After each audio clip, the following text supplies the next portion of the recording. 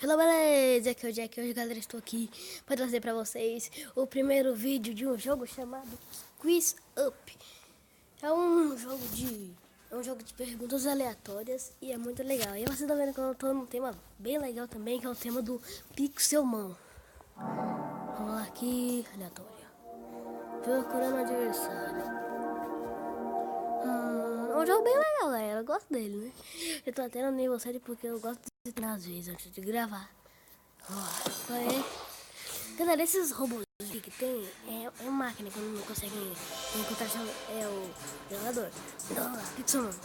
Qual é o nome desse Pokémon? Salamence. Batói. Qual é o nome desse Pokémon? Celebi. Nossa, é na farinha. Rodada 3. Qual é o nome do Pokémon das Águas?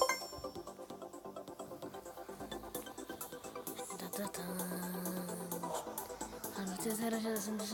Aqui. Aê, tô bom, galera, tô bom. Tá bom, 79 pontos. Qual Pokémon dropa diamantes? É o Bodoro. Aê.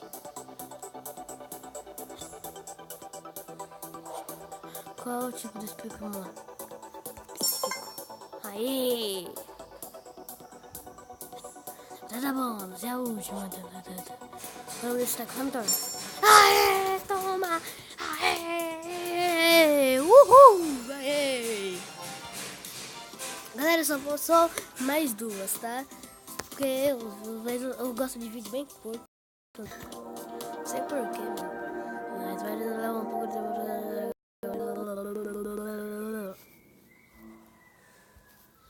Eu só quero que vai logo. Isso. Carregando as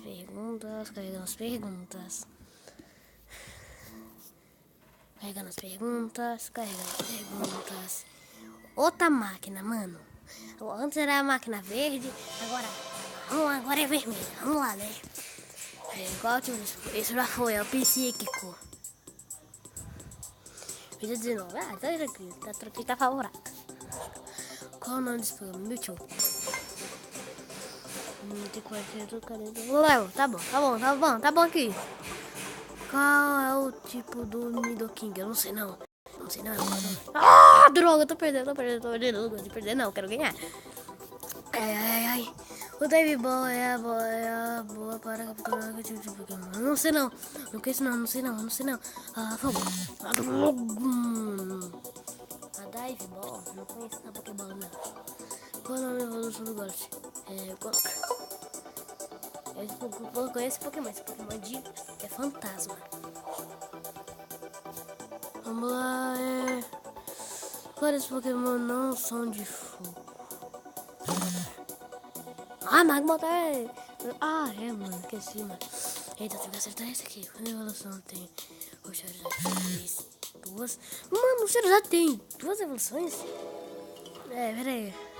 Mano, é 2 mesmo. Mano, ferrou agora, outro adversário.